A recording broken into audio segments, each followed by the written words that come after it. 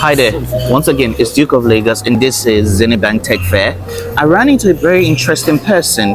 She's a Nigerian who has spent time in Liberia over the last few months, and she has some interesting views on the country and how it can move forward and its people. Given the fact that I'm a Liberian, I felt like let's have a dialogue. Okay, ma'am, let's talk to you. Welcome to Share Your Hustle. Okay. Let's talk about your time in Liberia and your experience with the people, the culture, our heritage and food. Let's 15 minutes if we can. Let's begin, ma'am. Please, what's the name? My name is Nelo. What? Nelo. Nelo. Yes. Okay. Nice to meet you, Nelo. Nice meeting you. And welcome to Share Your Hustle. Yes, ma'am. So, what is your take on Liberia as a people to rebuilding? What is your take? Okay, I think my very first impression of Liberians is that they are very hospitable. Okay. They are very welcoming. They are people who, unlike Nigeria, they are not like the people when the first sight of them is they are uptight. Liberians are very freeing people. Like they literally go by their name, Liberia, like liberty. So it's really free. Liberation. Yes. And on the take of development, I think a lot can be done. First of all, I saw that last week. There's this guy I worked with, or I met in Liberia, Diodune. He's a co-founder of Changemakers Liberia. Okay. It's in Smart Liberia, and I saw that he was on Obama's fellowship, something like the Nelson Mandela fellowship, but that of Obama.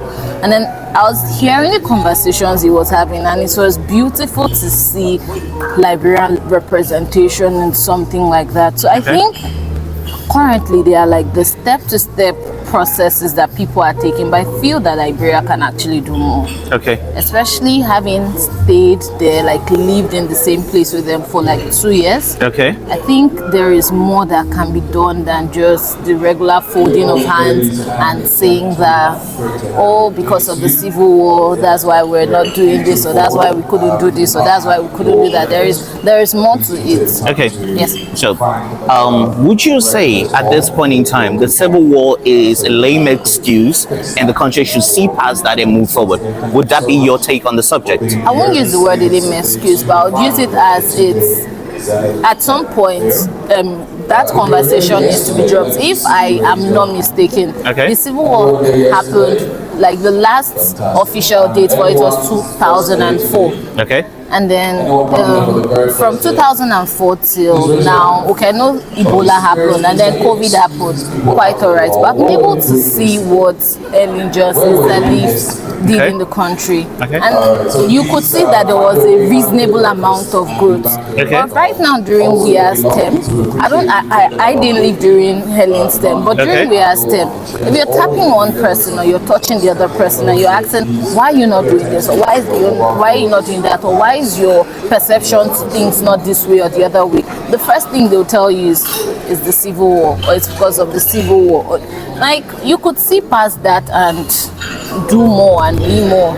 Okay, so you would say in the totality of things, the civil war, it's not a lame excuse. No, it's not. It's beyond time. The country moved past that. It as an excuse. As an excuse. Yes. Okay, what is their embracing of technology and innovative tech? What would you say Liberians' perception on that is? I think it's far behind. Way, way far behind. Why would I say so? So, you'd see a typical Liberian, and I'm not saying it to like place them side by side with Nigerians. Okay. But a typical Liberian is holding an iPhone and doesn't even understand the workings of an iPhone. You're telling the person, for example, send a document or do this or do that, and then the person just knows how to take pictures. Okay, beyond taking pictures, you don't even know how to edit these pictures using the same using the same smartphone. Yeah. And then it's disturbing. So in my stay in Liberia, I was the country manager or I was the country director for Isaac in Liberia. Okay. And so I had direct interactions with young people because Isaac is an organization that's about leadership development in young people through career path, career development, skill development and all. So there are some things that are basic that people that have stayed in Liberia that have stayed in Isaac for a while to understand. And then I come into the space because you see people who tell you, oh, I've been in Isaac for 4 years, 5 years in Liberia. And then you're coming into the space as a Nigerian from Isaac in Nigeria into Liberia. And you're asking them basic things that are aligned towards tech that they should know. And they have no idea of what you're saying. But then they are still proud to tell you, oh, I've been in Isaac for 4 years, oh, I've been in Isaac for 5 years. And it begs to question what exactly was going on. Okay, what have you been doing over the last 4 or 5 years? What have you been up to? What did you learn? What did you learn? What did you unlearn? If you ask one person, okay, for example, you're talking about, let's say, something that would align to their growth. Okay. The first excuse is, oh, I don't have money. But then when it's time for one beach party and rest, even if it's $60, they would pay that money. Okay. And then you're asking yourself, do you really want to prioritize growth, or are you just holding on? Are you like, what exactly is the problem? It seems like you have an alibi that all your shortcomings can be pushed under. Therefore, it exempts you of whatever personal pressure you should put on yourself to want to grow. An easy excuse for you to stay stagnant for the longest time. Exactly. Okay. How can this be changed? How can we change this narrative? So I think the first thing is there are ministries that are responsible for things. Okay. As of today, I'm not like really particular about ministries as aligned to innovation, but I'm very particular about ministries as aligned to youth and sports. So I think for starters, the Ministry of Youth needs to be more proactive. When I had the conversation with the country manager for Isaac when Helen was still around, he told me how Helen had like quarterly meetings with heads of organizations and the rest on brainstorming on how to move the country forward. But in my 2 years there, I didn't get any form of relationship with Ministry of Sports, and it's alarming. So I think they need to be like very, very hands-on on career development. They need to be hands-on on skill development. Skill development as aligned to digital literacy, as aligned to financial literacy, as aligned to entrepreneurship, as aligned to inclusion, exploring your talents and so much more that can happen. Yes, because the world is changing and nobody's going to wait for Liberia to catch up. Exactly. At the end of the day, this will be my final question. At the end of the day, knowing all that you know, what's our chance of ever finding our place in the world and carving a space for ourselves as a country, Liberia?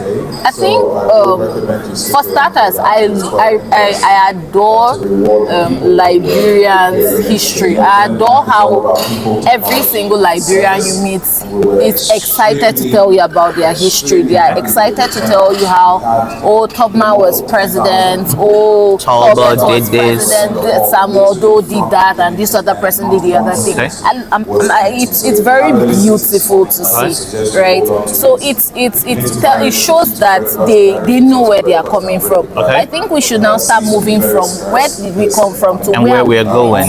So I think that's the kind of conversations we need to start having. So nobody's excluding or excusing that you should not talk about the past, but can we start talking about the present? Can we start heading for the future? Can we reduce on what we used to? Because sometimes when you have conversations with them, they're telling you how Liberia was this way and how this was like this. We're gone past that. Can we now start focusing on where every other person is and how we can catch up? So I think this is like at the point where we need to start talking. Like, this is what we need to start talking about now. Yes. Also, words. Sorry if there are surround sounds. There are only few things I can control, but nevertheless, I would want to have a much more cohesive sit down with you you Definitely. to explore these possibilities. Yeah. But it's been really wonderful having this dialogue interview with you, and I hope we do it again. Thank you so much. Yeah. Once again, this is Omar. I got it right? Nelo. Nelo. Yeah. This is Nelo. I'm Duke of Lagos. Say hi to my This is friend. Share Your Hustle. And sir, I think we might switch up the rules so that I ask you a few questions. Okay, please. Okay. Okay, save that, please.